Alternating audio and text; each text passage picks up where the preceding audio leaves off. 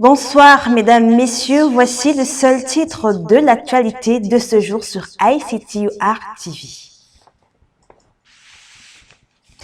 114,3 milliards de francs CFA, environ le montant du préjudice qu'a causé la corruption à l'État du Cameroun durant l'année 2023. Ce chiffre a été relevé plus tôt aujourd'hui au cours d'une séance de restitution organisée par la Commission nationale anti-corruption. Les détails dans ce journal.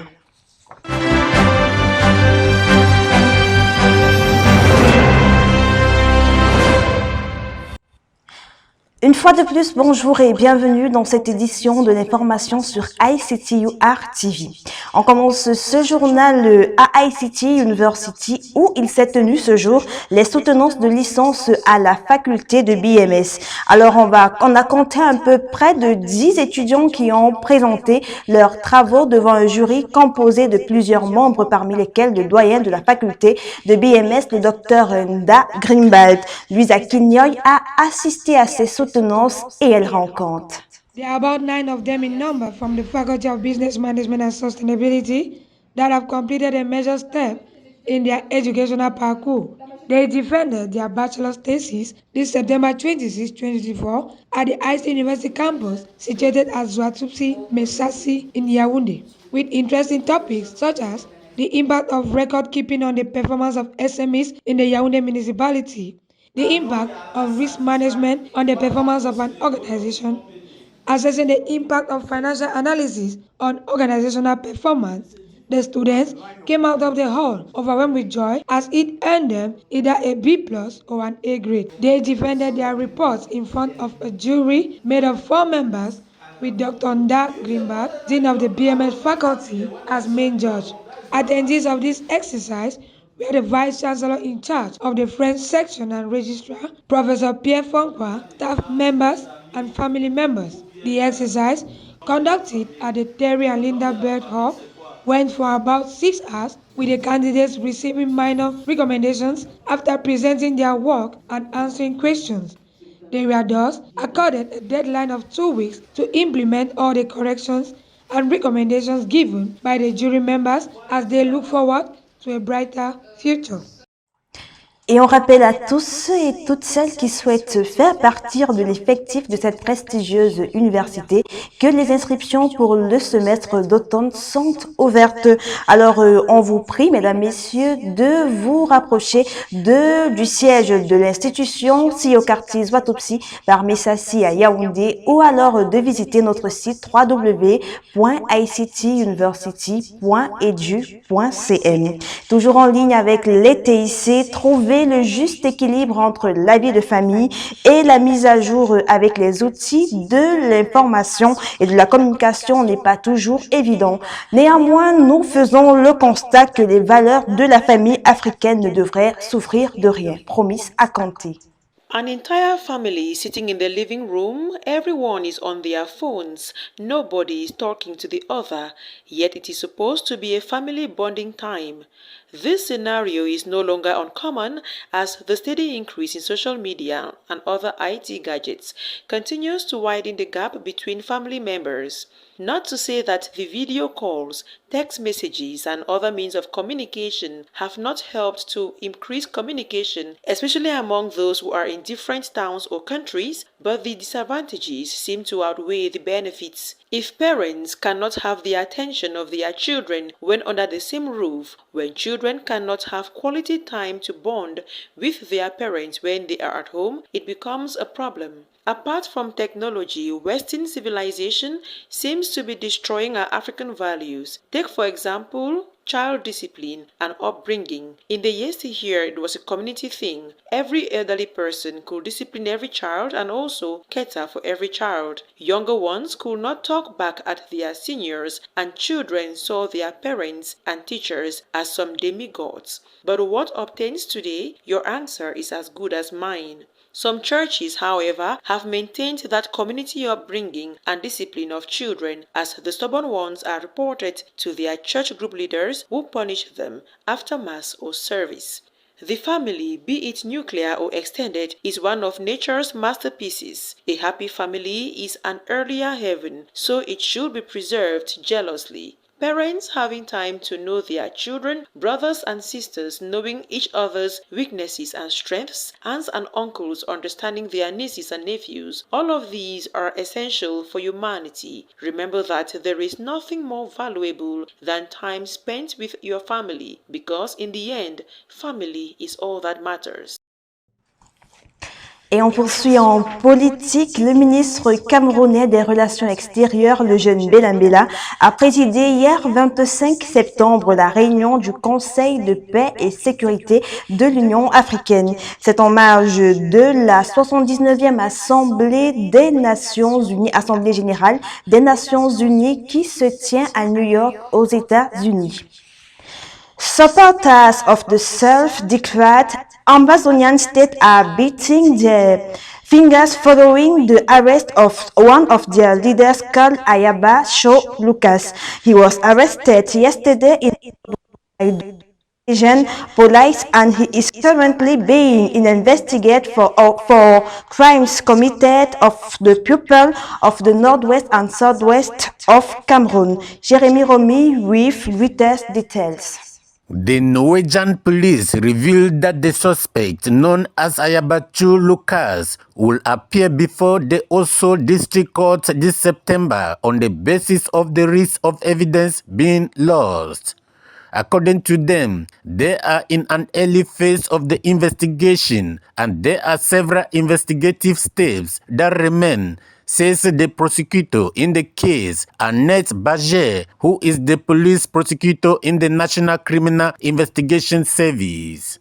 The National Criminal Investigative Service believes that the accused has a central role in an ongoing conflict in Cameroon.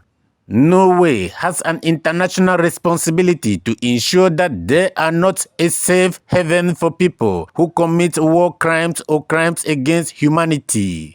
This is the first time a person in Norway has been charged with incitement to crimes against humanity, says Bager. The Norwegian police said the National Criminal Investigation Service has the national responsibility for investigating war crimes and crimes against humanity. Recently, Ambazonia Defense Force fighters under Ayabachu Lucas have been involved in burning of taxis in Bamenda. They have also been accused of committing crimes against humanity. In July 2023, they claim responsibility of publicly executing 2 civilians in Gozang, in the northwest region. Ayabachu Lucas has German nationality. Since 2016, more than 6,000 people have died in a conflict between Cameroon Armed Forces and Ambazonia separatists in a war that started as teachers and lawyers strike. La Commission nationale pour la promotion du bilinguisme et du multiculturalisme organise un colloque sur la lutte contre les conflits intercommunautaires dès ce jour au Palais des Congrès à Yaoundé. C'est une initiative qui vise à sensibiliser la communauté nationale sur l'impact négatif des conflits entre les communautés, des mots qui minent à la cohésion sociale et à l'unité nationale. Conflits intercommunautaires et promotion du vivre ensemble au Cameroun, tel est le thème des assises qui se referment le 28 septembre prochain. Et nous restons du côté du Palais des Congrès de Yaoundé où la CONAC a tenu un événement important ce 26 septembre. La Commission nationale anticorruption, puisqu'il s'agit d'elle, a présenté l'état de la corruption 2023 au grand public. On retient que le Cameroun a enregistré un préjudice total d'environ 114,3 milliards de francs CFA en 2023, soit une hausse de plus de 109 milliards par rapport à l'année 2022. L'opération Zéro enfant dans la mine lancée par la Sonamine lundi dernier s'est refermée ce 26 septembre. Elle a permis de sensibiliser des hommes, des femmes et surtout des enfants sur les dangers les dangers du travail dans la mine. Cette campagne de sensibilisation s'est tenue dans de nombreuses localités de la région de l'Est Cameroun. Également, de nombreux kits scolaires ont été remis aux apprenants. L'opération Zéro enfant dans la mine a été lancée par la Société nationale des mines du Cameroun en 2023 dans le but de réduire le taux de perdition scolaire en zone minière. Le Cameroun, le Tchad, la République démocratique du Congo, le Gabon, la Guinée équatoriale, Sao Tomé et Principe, tous ces pays d'Afrique centrale ont participé autant pour moi ce jour à un webinaire. Alors, tous les ingénieurs de la sous-région Afrique centrale étaient réunis pour tabler sur leur rôle dans le continent africain. Michel Betaïni, reportage. En marge à la semaine africaine de l'ingénierie, l'Organisation des Nations Unies pour l'éducation, la science et la culture UNESCO, en partenariat avec la Fédération des organisations de l'ingénierie en Afrique centrale, a organisé ce 26 septembre 2024 un webinaire au siège de l'UNESCO, au quartier Gragage à Yaoundé. L'UNESCO a eu l'intérêt pour organiser le webinaire régional pour le rôle des ingénieurs pour le développement de l'Afrique centrale. L'objectif, c'était de rassembler tous les ingénieurs en Afrique centrale pour faire des sensibilisations sur l'importance du développement. Objectif, permettre aux ingénieurs de l'Afrique centrale d'échanger sur leurs connaissances, expériences et problèmes pour enfin trouver les solutions. C'est une problématique qui touche à la formation des ingénieurs, qui touche à l'organisation de notre profession, de nos différentes professions d'ingénieurs, qui touche au dialogue que nous avons avec les pouvoirs publics, qui touche bien entendu à notre implication, qui touche à notre rémunération. Ce sont les mêmes problématiques que nous avons de part et d'autre. C'est important donc de pouvoir échanger. C'est important de pouvoir discuter, de pouvoir trouver ensemble des solutions, de prendre ce qui se fait de bien dans un pays et éventuellement de voir comment on peut le dupliquer dans un autre pays. La formation, les questions de mobilité, la rémunération sont entre autres les problèmes des ingénieurs de la sous-région d'Afrique centrale. Il faudrait que la loi l'encadre. Parce qu'en termes qualitatifs, on en trouve vraiment des ingénieurs camerounais qui sont compétents et hautement compétents. Mais il arrive parfois que dans des accords au niveau de certains financements venant de l'extérieur, peut-être que les financiers qui viennent accompagner le Cameroun posent certaines conditions qui faillent peut-être une assistance technique venant de l'extérieur, alors que localement, on a vraiment de l'expertise requise. Les discussions d'un jour ont pour thème central le rôle de l'ingénieur dans le développement de l'Afrique centrale. Et on revient sur la 79e Assemblée générale des Nations unies qui se poursuit aux États-Unis, mais cette fois-ci en page étrangère également à Madagascar. Parlons d'élections communales où le nombre de candidats n'est toujours pas bon, report du dépôt. Regardons ce reportage. Élection communale à Madagascar. 414 communes n'ont toujours pas de candidats. Ceci à 48 heures de la clôture du dépôt des candidatures pour ces élections. Malgré ce nouveau report de dépôt de candidatures, certaines communes risquent de ne pas avoir de maire. Cette situation pourrait donner la voie à 3 possibilités. La première, un report des élections. La deuxième, l'organisation d'élections partielles tout en réitérant le processus électoral en 2025 pour les communes restantes. Et la troisième, nommer des présidents de délégations spéciales. Au soir du 24 septembre, 2500 candidatures ont été déposées. De Madagascar pour les États-Unis, la 79e session de l'Assemblée générale des Nations unies est en cours à New York aux États-Unis. Ainsi, à marche de cette activité, le ministre des Relations extérieures, le jeune Belandela, a présidé hier 25 septembre 2024 la réunion du Conseil de paix et sécurité de l'ONU africaine. Le ministre a salué l'accord international au sujet des questions sur le climat et sur les objectifs de développement durable. La 79e session de l'Assemblée générale de l'ONU, qui s'est ouverte le 24 septembre, se referme le 30 septembre prochain. Pour l'heure, plusieurs présidents africains se sont déjà exprimés devant l'Assemblée. Barely 3 days to the 2024 Cameroon Cup final between Aigle Royal of Menoir and Colombe Sportif of Dia et Lobo. Both teams are doing last-minute preparation. The two finalists yesterday received 6 million francs CFA each from the government to better their preparation ahead of Sunday's final. Detail with our sport reporter Jérémy Romy. The two teams to compete in the final of the Football Cup of Cameroon, Aigle Royal of the Menoir and Colombe Sportif of Nja and Lobo, have each received the sum of 6 million francs CFA from the state of Cameroon to prepare for this event on Sunday in Yaoundé.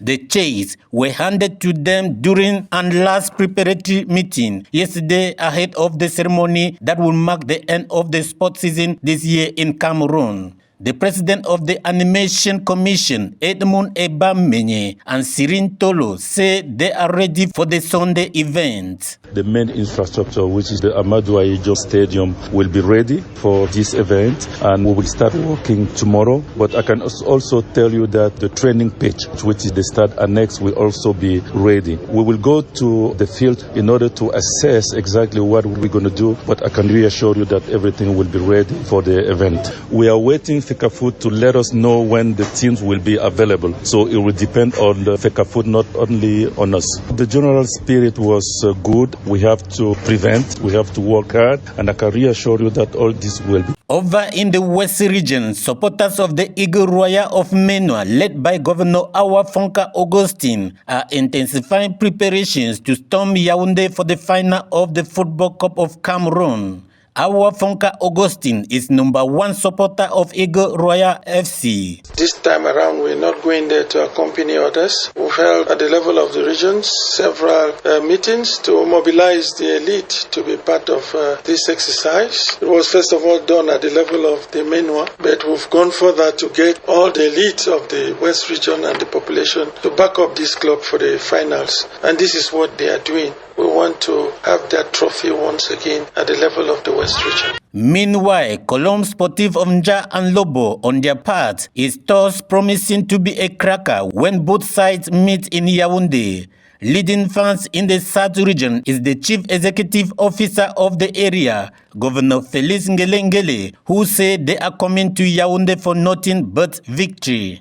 The participation of Colombe of Sambalima at the final of the Cup of Cameroon. Our wish, the wish of all the people of the South, is that Colombe should come back with the trophy. So our aim is to mobilize the population of the South region to attend the final in Yaoundé to support the local team, Colombe of the South region. It is no more Colombe of Sambalima, it is Colombe of the South. So we want all the population of the South to be united behind our team. A meeting were organized in Yaoundé with the elites of the South region, and we observe that all the elites of the South region are united behind the team. Our wish is equally to ensure that the population of the South region be mobilized to back the local team at this important competition. The 2024 edition of the Cameroon Cup final will be presided over by the President of the Republic of Cameroon, His Excellency Paul Biya. Et on se quitte sur cette très belle information du côté du Congo-Brazzaville, où les Lions indomptables U20 se sont imposés face à la République centrafricaine 4-0. C'est dans le cadre du tournoi zonal Unifac, région Afrique centrale. Journal du 26 septembre, préparé avec la collaboration de toute la rédaction. Au revoir mesdames, au revoir messieurs, portez-vous bien, au revoir.